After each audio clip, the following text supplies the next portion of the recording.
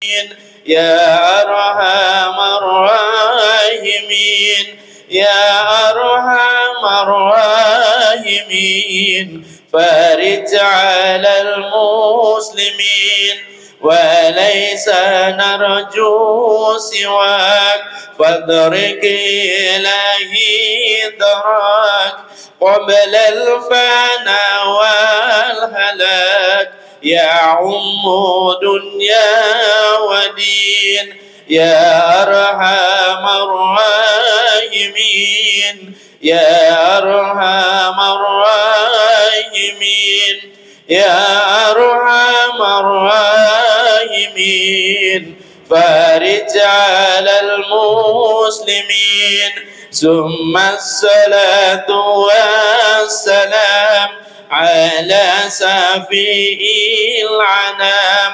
والعالي نعم الكرام والسعم والطابعين يا أرحم الراحمين يا أرحم الراحمين يا أرحم الراحمين فارج على المسلمين اللهم صل وسلم وبارك عليه وعلى آله. الفاتح إلى روح سيدنا وحبيبنا وشفينا رسول الله محمد بن عبد الله وعلى آله وأصحابه وأزواجه وذريته وأهل بيته أجمعين خصوصا إلى روح سيدنا أحمد بن عيسى المهاجر الفقيه المقدم محمد بن علي وعلي وجميع سادات علي وعلي وصوله وفروعهم وإلى حضرة النبي محمد صلى الله عليه وآله وبارك وسلم. الفاتحة. أعوذ بالله من الشيطان الرجيم. بسم الله الرحمن الرحيم. الحمد لله رب العالمين الرحمن الرحيم مالك يوم الدين إياك نعبد وإياك نستعين اهدنا الصراط المستقيم صراط الذين أنعمت عليهم غير المغضوب عليهم ولا الضالين آمين. السلام عليكم ورحمة الله وبركاته. Alhamdulillah ala fadlihi wa ihsanih ja'ala fi qisasil awwalin ibratan li ulil absar. Asyhadu an la ilaha illallah wahdahu la syarika lahal wahidul qahhar wa asyhadu anna sayyidana Muhammadan abduhu wa rasuluhu al-mustafa al-mukhtar wa sallallahu alaihi wa ala alihi wa ashabihi minal muhajirin wal ansar wa sallama tasliman katsiran 'alal istimrar. Amma ba'du. Subhanak la ilma lana illa ma 'allamtana innaka antal alimul hakim. Rabbi shrah li sadri wa yassir li amri wahlul 'uqdatam min lisani yafqahu qawli wa sadid lisani wa hadi qalbi bi haqqi sayidina Muhammadin sallallahu alaihi wa alihi wa barak wasallam. Ya man huwa fi uluwihi kain, ya man huwa fi fi'li hamid, ya man huwa fi majdihi matin. Allahumma akrimna bi nuril fahmi wa akhrizna min zulumatil wahmi warzuqna fahman nabiyyin wa hifdal mursalin wa ilhama malaikatil muqarrabin. Rabbana zidna ilman wa fahma wa aqla ya akramul akramin bi haqqi sayyidina Muhammadin khatamil anbiya wal mursalin ya rahman ya rahim. Wa sallallahu ala sayyidina Muhammadin wa ala alihi wa sahbihi wa barak wa sallam. Walhamdulillahi rabbil alamin. Alhamdulillah, puji syukur kehadirat Allah, salawat salam senantiasa tercurahkan kepada junjungan mulia Nabi tercinta Nabi Yuna Muhammad sallallahu alaihi wasallam beserta segenap keluarga beliau, sahabatnya dan umatnya. Wa qala Allah subhanahu wa ta'ala walamma jaa Musa limiqatina wa kallamahu rabbuh qala rabbi arini anzur ilaika qala lan tarani walakin unzur ilal jabal fa in istaqarra makanahu fasawfa tarani falamma tajalla rabbuhu lil jabali ja'alahu dakka wa kharra Musa sa'iqa falamma afaq qala subhanak tubtu ilaika wa ana awwalul mu'minin. Alhamdulillah, kita melanjutkan pembahasan terkait Nabi Musa alaihissalam. Pertemuan lalu sudah kita bahas terkait kitab suci yang diturunkan Allah kepada Nabi Musa. Di sini lanjutannya, walamma jaa Musa limiqatina wa kallamahu rabbuhu. Tatkala Nabi Musa datang pada waktu yang telah kami tentukan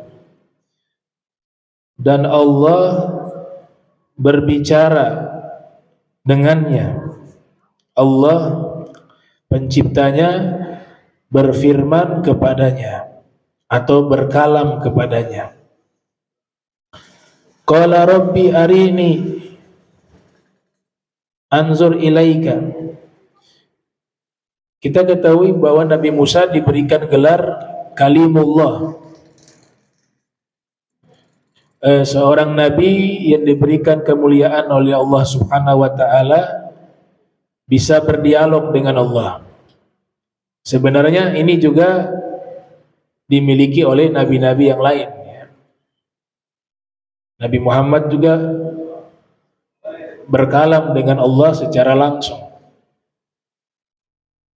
Tapi disebut di dalam Al-Quran, Nabi Musa memiliki satu keistimewaan khusus, disebut dengan gelar Kalimullah, orang yang bisa berdialog dengan Allah Subhanahu wa ta'ala.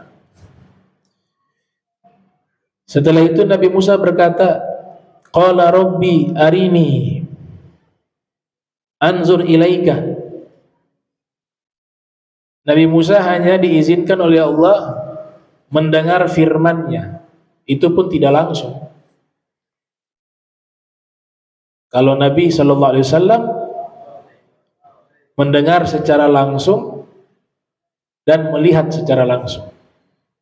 Kalau Nabi Musa mendengarnya pun, berkalamnya itu, beliau belum diizinkan mendengar firman Allah secara langsung, apalagi melihat. Nah, maka di sini Nabi Musa mengatakan, wahai Rabbku, aku ingin, ya, perlihatkanlah kepadaku wujudmu. Anzur ilaika, aku ingin melihatmu. Jadi itu keinginan Nabi Musa, ingin melihat Allah. Para ulama ahli kalam mengatakan perkara ini jaiz, perkara ini tidak haram. Para nabi secara khusus memiliki permintaan ingin melihat Tuhan, melihat Allah.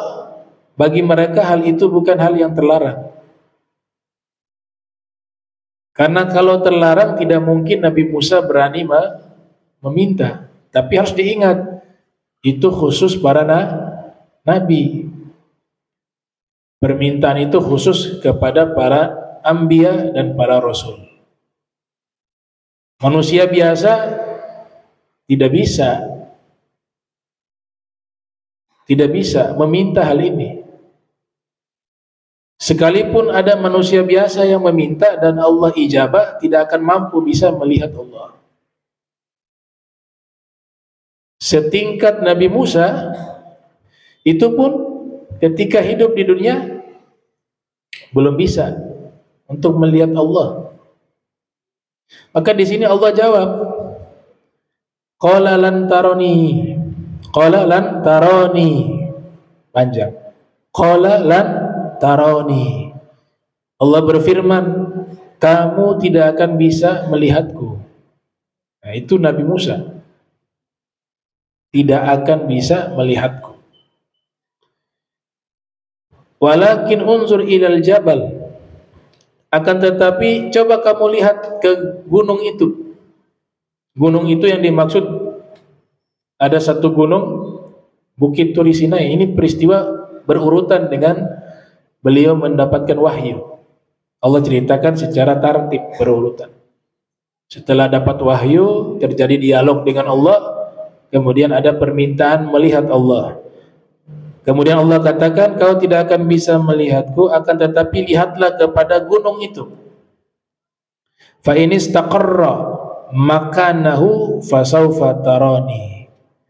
Jika gunung itu masih berada di tempatnya, maka kamu akan bisa melihatku.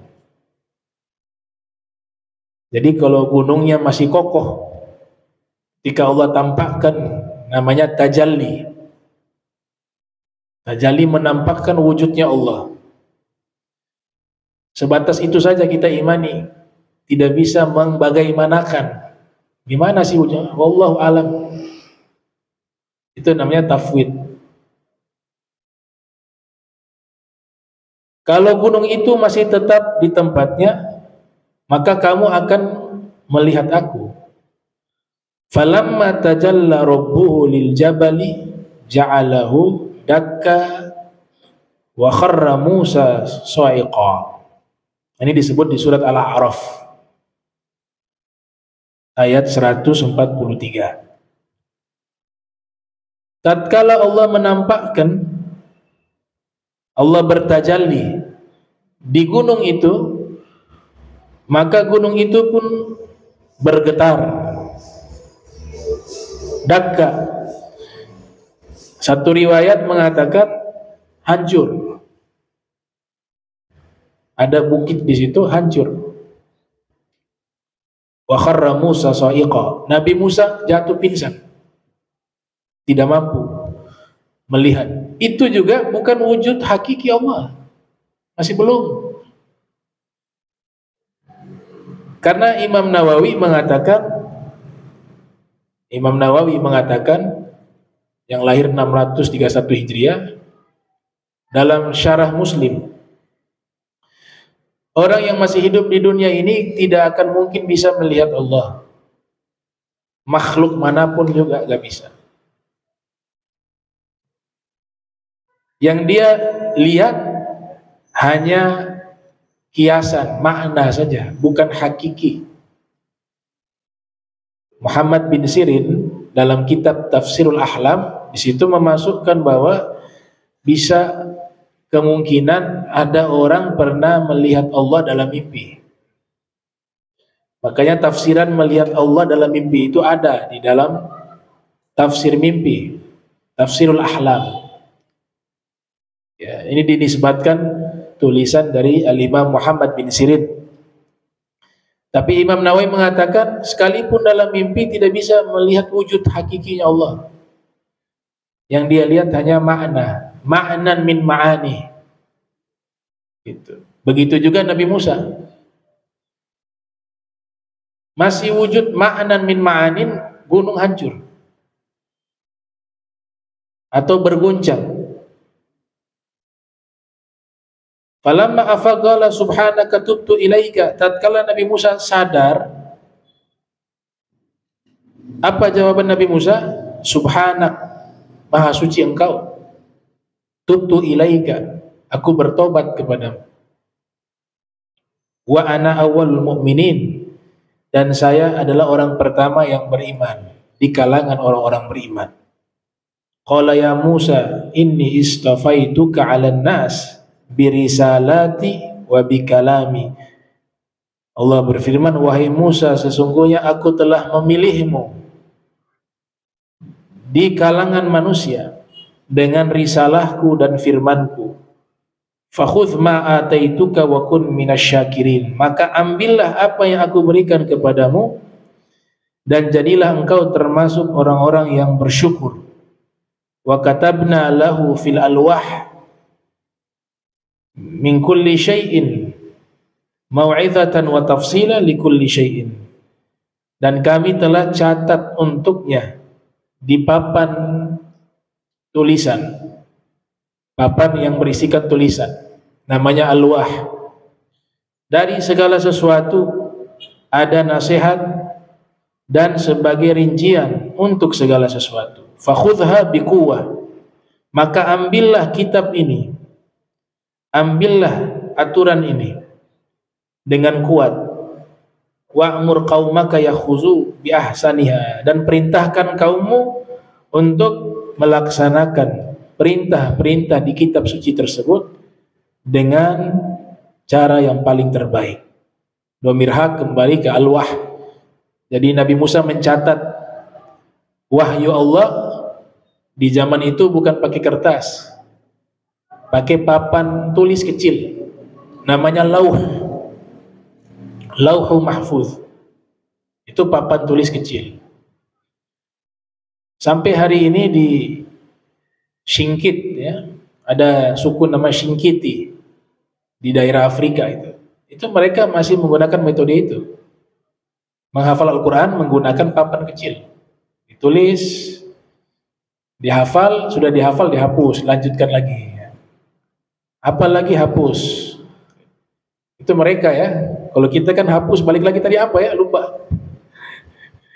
Mereka begitu, karena hafalannya kuat. Nah, metode ini gak bisa kita yang hafalannya tidak kuat, karena langsung dihapus tuh, dihafal tuh, dihapus, lanjut lagi, tulisan ayat berikut sudah dihafal, dihapus lagi. Tapi sudah dihapus semua itu, kalau diulang masih ingat. Masalahnya kalau kita pakai metode itu, dihapus, suruh ulang tadi lupa. Itu papan kecil, namanya lauhun. Namanya lauhun. Ini pembahasan berat sebenarnya, untuk orang awam gak bisa dibahas. Orang awam tidak ada kewajiban dan tidak perlu membahas ilmu-ilmu semacam ini, khusus kalangan para ilmuwan. Cuma saya kasih gambaran saja, karena juga banyak yang ikut para penuntut ilmu, para asatis. Saya simpulkan sesederhana mungkin, ya. Dan tidak ada kewajiban bagi orang awam untuk merinci pembahasan ini. Masalah melihat Allah itu berat sekali itu, ru'yatullah. Dia masuk ke dalam kajian ilmu kalam, atau ilmu tauhid, atau ilmu akidah, atau ilmu iman, atau ilmu fikih akbar, atau ilmu usuluddin, ya. Dia punya nama itu sama semua. Kadang berkelahi masalah nama, padahal kajian ilmunya itu sama, cuma nama saja yang berbeda. Ilmu tauhid, ilmu kalam, ilmu akidah, ilmu iman, ilmu usuluddin, ilmu al-fiqhul akbar, ilmu fiqhil akbar. Nah, itu. Jadi kajiannya ada di dalam tema kajian ilmu tauhid, ilmu kalam. Ilmun yabhathu fi itsbatil aqaid ad-diniyah bil adillati al-yakiniyah al-aqliyah wa naqliyah allati tuzilu kulla syak. Satu bidang ilmu yang membahas tentang masalah akidah-akidah agama Islam, bi itsbat al-aqaid ad-diniyah al-islamiyah bil adillati al-yakiniyah, dengan dalil-dalil yang meyakinkan. Al-aqliyah wa naqliyah, dalilnya dua, dalil logika atau rasional atau dalil akal, dan dalil kedua adalah nas, baik Al-Quran maupun as-sunnah. Itu metodologi dalam kajian ilmu tauhid. Dua, akal dan nas. Dalilul akli dan dalilul naqli. Tujuannya apa? Allati tuzilu kulla syak, menghilangkan semua keraguan. Nah, masalah melihat Allah dibahas di ilmu ini. Itu jadi kajian panjang di kalangan para ulama, para mutakallimun terkait masalah ini. Bahkan jadi satu kitab tuh.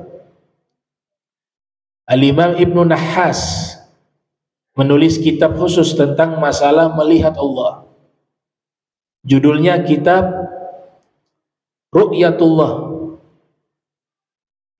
Ru'yatullah artinya melihat Allah. Disimpulkan ada 3 masalah di sini. Yang pertama, masalahnya apakah Nabi Muhammad sallallahu alaihi wasallam pernah melihat Allah? Itu yang pertama.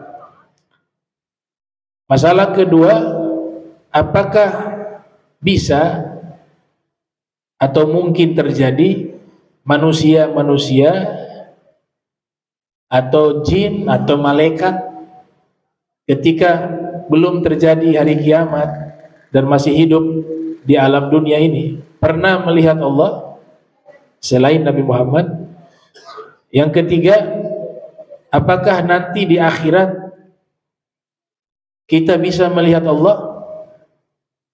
Nah, ini jadi 3 pembahasan terkait masalah melihat Allah. Yang pertama, Nabi kita Muhammad sallallahu alaihi wasallam, Allah Ta'ala berfirman di dalam Al-Quran, ma kadzabal fuadu ma ra'ah.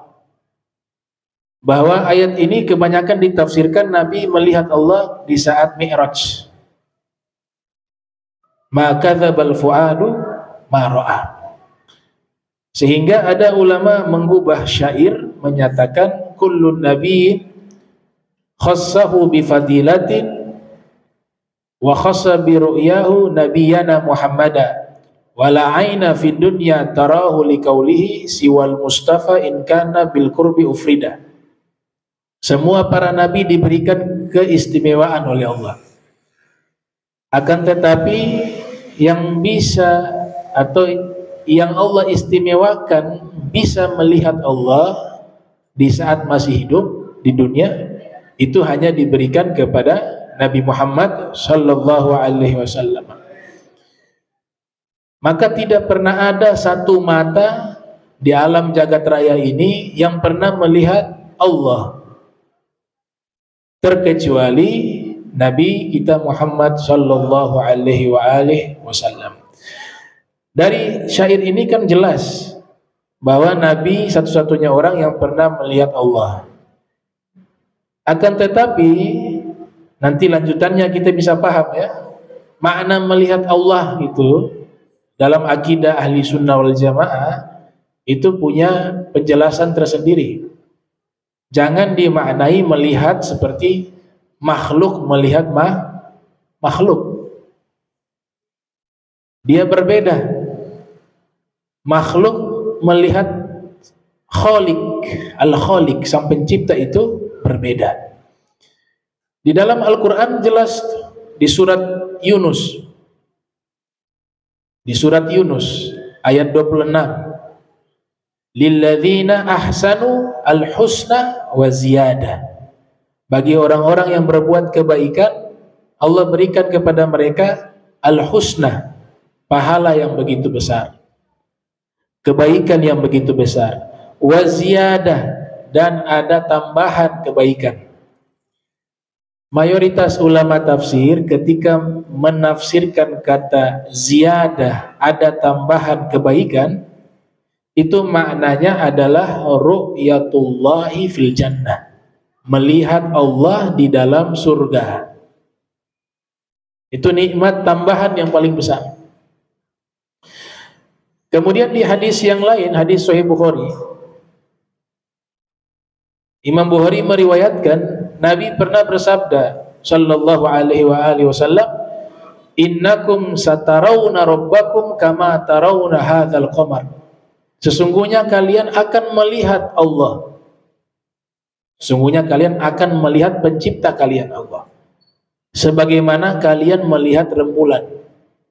Pada waktu itu kan ada rembulan, dia bercahaya.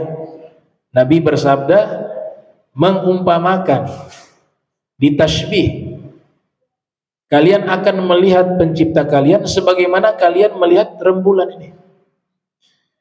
Nah, ini 2 dalil menunjukkan bahwa ru'yatullah itu ada, melihat Allah itu ada, tapi bukan di dunia.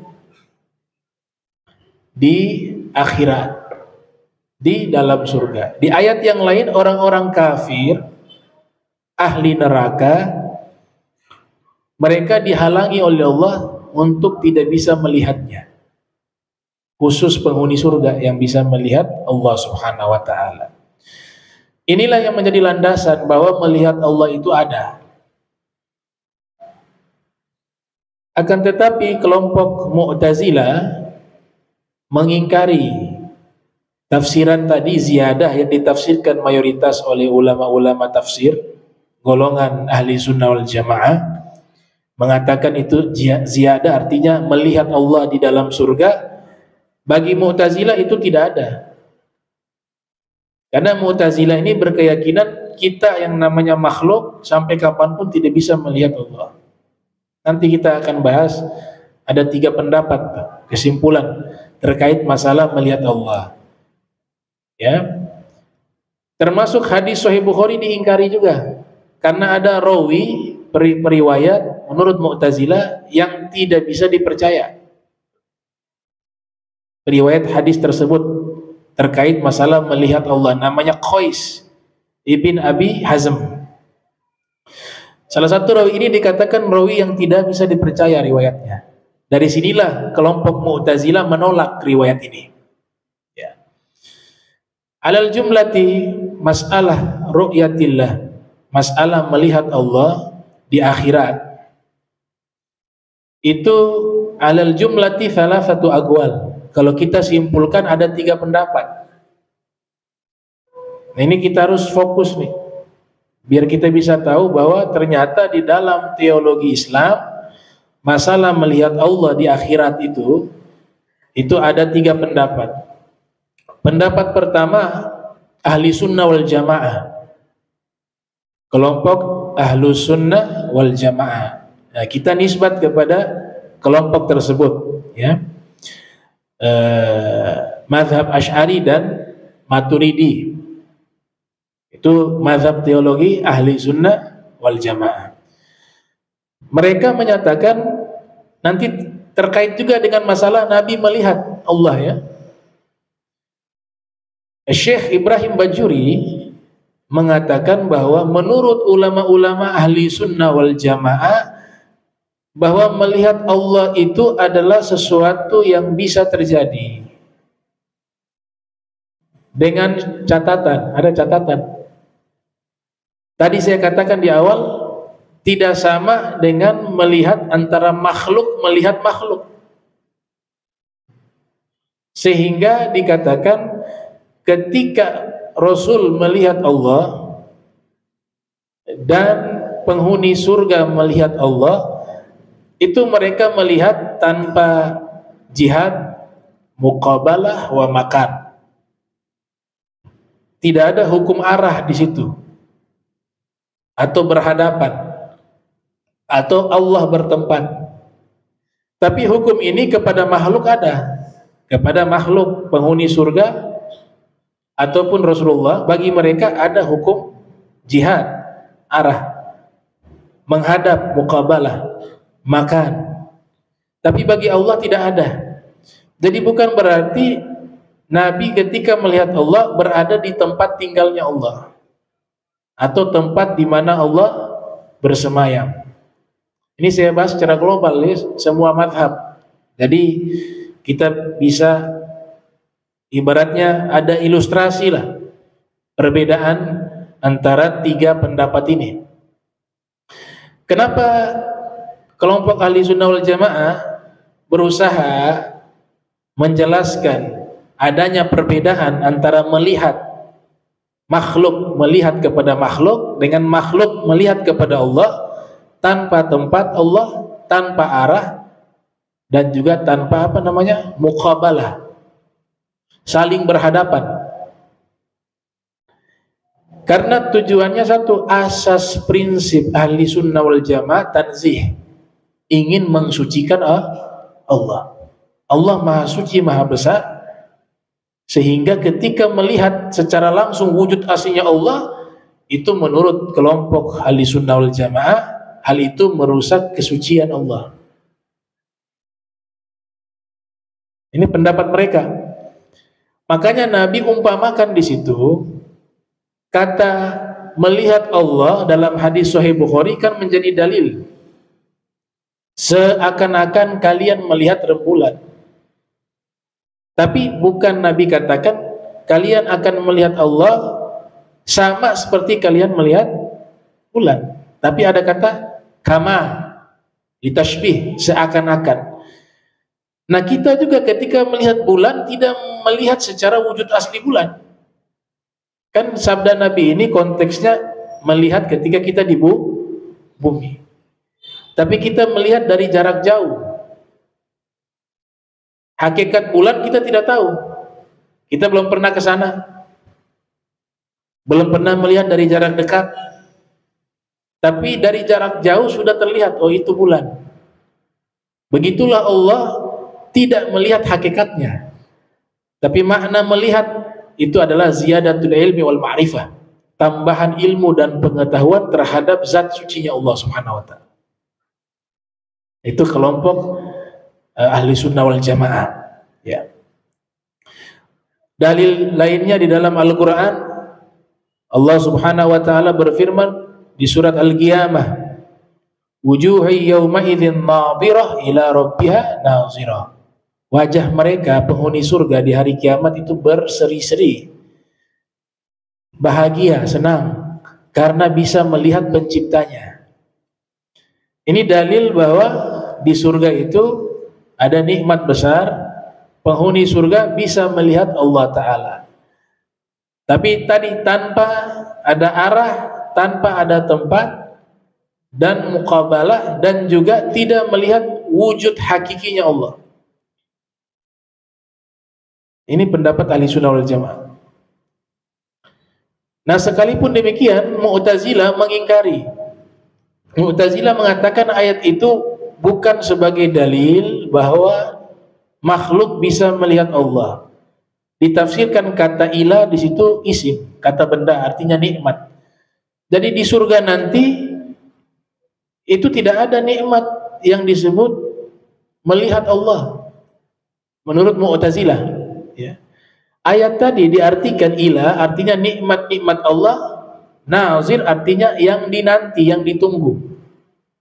Artinya diterjemahkan nikmat-nikmat Allah yang dinantikan, bukan diterjemahkan melihat Allah.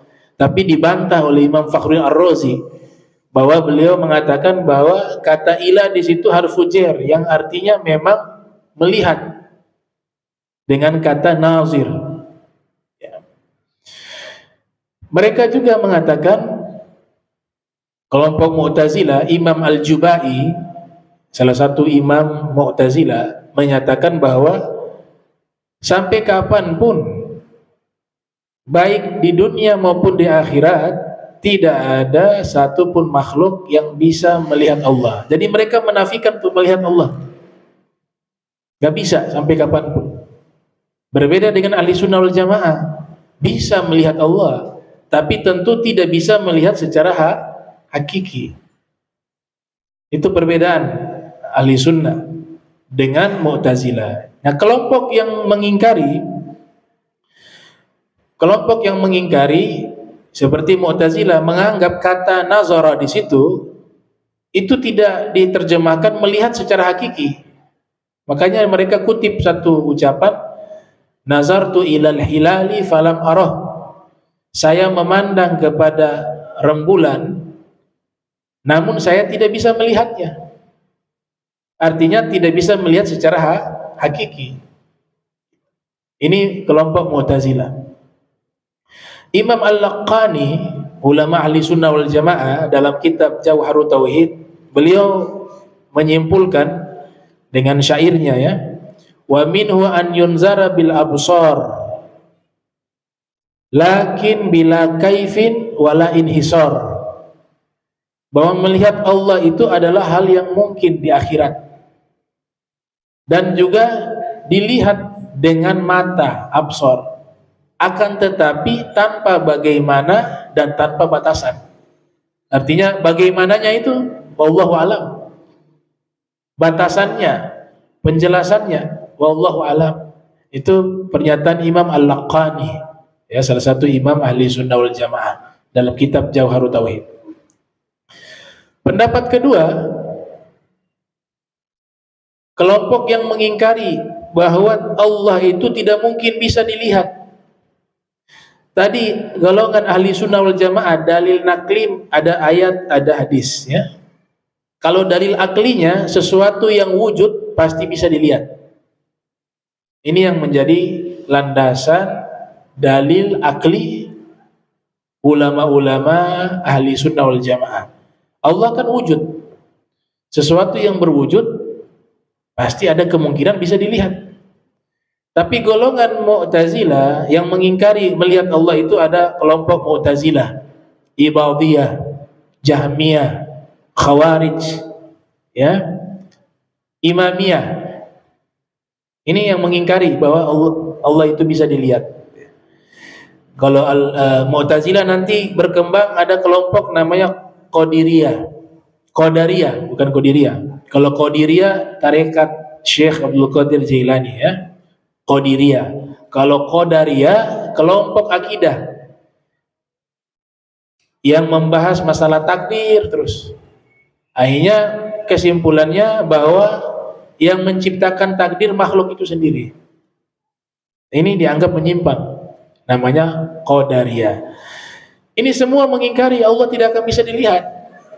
Di dunia pun tidak bisa dilihat, maka di akhirat juga tidak bisa dilihat. Dalil akalnya, dalil rasionalnya, karena Allah itu imateri. Sesuatu yang tidak bisa kita materialkan, fisikkan. Kita tidak bisa memfisikkan Allah menurut kelompok ini, ya. Karena sesuatu yang tidak bisa difisikkan, maka tidak mungkin bisa dilihat. Kalau makhluk materi, material, berfisik. Sesuatu yang berfisik maka bisa dilihat. Tapi Allah kan imateri, tidak berfisik. Makanya mereka mengingkari semua asma wa sifat. Nama-nama Allah diingkari semuanya. Sifat-sifat Allah diingkari semuanya. Jadi dikatakan tanzih tapi bablas. Ekstrim di dalam mentanzih Allah Subhanahu wa taala. Sehingga mereka mengatakan tidak mungkin Allah itu bisa dilihat. Itu dalil akli. Mereka juga punya dalil di dalam Al-Quran. Di surat Al-An'am. La tudrikuhul absar wa huwa yudrikul absara wa huwa latiful khabir. La tudrikuhul absar. Mata-mata ini tidak bisa menjangkau Allah. Dan dia Allah mampu menjangkau mata-mata tersebut. Ini yang menjadi dalil kelompok Mu'tazilah dan yang semisal dengan Mu'tazilah, bahwa ayat ini menegaskan bahwa mata-mata kita tidak akan bisa menjangkau Allah. Berarti tidak bisa melihat Allah. Tapi dibantah oleh ulama ahli sunnah wal jamaah, Al-Imam Fakhruddin Ar-Razi yang lahir tahun 544 Hijriah, wafat 606 Hijriah, menyatakan bahwa ayat ini maksudnya untuk apa? Di dunia. Selama kita hidup di dunia, mata kita tidak bisa menjangkau Allah. Ini pendapat Al-Imam Fakhruddin Ar-Razi. Atau beliau katakan, ini cerdasnya Imam Fakhruddin Ar-Razi. Lanjutan ayat tadi kan mengatakan la tudrikuhul absar wa huwa yudrikul absara. Mata-mata itu tidak bisa menjangkau Allah. Namun dia Allah mampu menjangkau mata-mata itu. Kata dia Allah mampu menjangkau mata-mata, kalau dibalikan juga bisa. Mata-mata itu Allah ciptakan bisa menjangkau Allah. Allah mampu membuat dirinya, ya, bisa menjangkau mata-mata makhluk. Maka hal yang sama Allah juga bisa membuat mata-mata makhluk menjangkaunya juga bisa. Itu logikanya daripada Al-Imam Fakhruddin Ar-Razi. Ini padahal sederhanakan ini, ya. Makanya saya bilang gak perlu tenggelam dalam ilmu begini untuk orang awam. Gak boleh. Ini hanya sejarahnya begitu perbedaan, ya. Kelompok ini kesimpulannya apa? Menafikan sifat Allah, tujuannya karena Allah bukan makhluk. Sehingga ayat-ayat mengatakan Allahus Sami'ul Basir, Allah Maha mendengar, Maha melihat. Itu kan dianggap bagi mereka itu kan makhluk juga, mendengar, melihat. Nah, mereka ingin sucikan Allah, sifat ini dinafikan. Kalau ahli sunnah tidak diterima itu, diterima. Tapi ada prinsip dasar, laisa kamitslihi syai'un. Tidak ada sesuatu apapun yang menyerupai Allah. Ini kelompok kedua. Kelompok yang ketiga namanya mujassimah dan musyabbihah. Mujassimah mengfisikkan Allah, musyabbihah mengsifati Allah dengan sifat makhluk. Memfisikkan Allah dengan fisik makhluk. Musyabbihah adalah kelompok mengsifati Allah dengan sifat makhluk. Kalau ini lihat benar-benar Allah berwujud. Mereka beranggapan Allah itu ketika dilihat di surga, begitu juga Nabi Muhammad ketika melihat, ya Allah berfisik, Allah sedang ada di tempatnya. Makanya ditanya kepada mereka nih, apa makna Allahu Akbar? Dijawab oleh kelompok mujassimah, Allahu Akbar min Jabal Abi Qubais. Makna Allahu Akbar itu Allah lebih besar dari gunung Abi Qubais. Ada satu gunung di Makkah namanya Abi Qubais. Dia mengatakan Allah itu lebih besar fisik, secara fisik. Atau dikatakan Allah itu bertempat. Nah, sehingga ketika bertempat di atas dimaknai secara literal, di atas duduk di arsy. Antum harus tahu Al-Quran punya dua makna, makna hakiki, makna majasi. Ada makna hakiki sesuai dengan teks, gak boleh dilawan tuh. Tentu para ahli yang menjelaskan. Salah satu tokoh ulama pengasas ilmu bayan namanya Ma'mar ibn Muthanna. Fungsi ilmu balaghah itu, ilmu bayan, menjelaskan ini makna hakiki atau majas. Tidak semua maknanya hakiki. Harus ada tafsiran. Dan juga tidak semua bermakna majas. Berarti diserahkan kepada siapa? Ahlinya. Orang yang pakar di bidang bahasa Arab, termasuk mereka juga punya kemampuan itu. Beliau menulis satu kitab judulnya Majazul Quran. Majas di dalam Al-Quran. Jadi ayat-ayat yang menerangkan Allah bertempat atau Allah ada di arsy, maka akan memunculkan banyak sekali kontradiksi. Contoh, kalau Allah bertempat di langit, berarti orang yang di atas bukit lebih dekat dari Allah dibanding orang yang ada di dataran rendah. Makin tinggi makin dekat jaraknya dengan Allah. Nabi Muhammad waktu ada di Gua Thur, turun ayat, la tahzan innallaha ma'ana.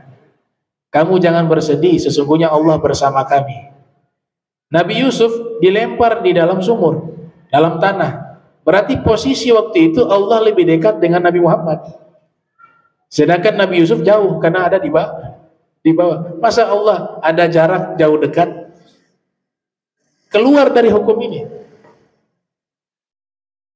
Oleh sebab itu ketika kita mengatakan melihat Allah dengan wujud fisik aslinya dan mengambil satu hadis ini diriwayatkan. Bahkan ada yang mengatakan hadis ini derajatnya hadis yang kuat. Khalaqallahu Adam ala suratihi tuluhu sittuna zira'ah. Allah menciptakan Nabi Adam ya, atas bentuknya. Ini mujassimah mengartikan atas bentuknya Allah. Berarti menyamakan Allah seperti Nabi Adam. Diambil ayat, tapi maksudnya laisa kamitslihi syai'. Tapi maksudnya tidak sama seperti Nabi Adam. Matanya tidak sama, mulutnya tidak sama. Padahal sudah memandingkan itu. Apalagi hadis ini ada lanjutan. Lanjutannya apa?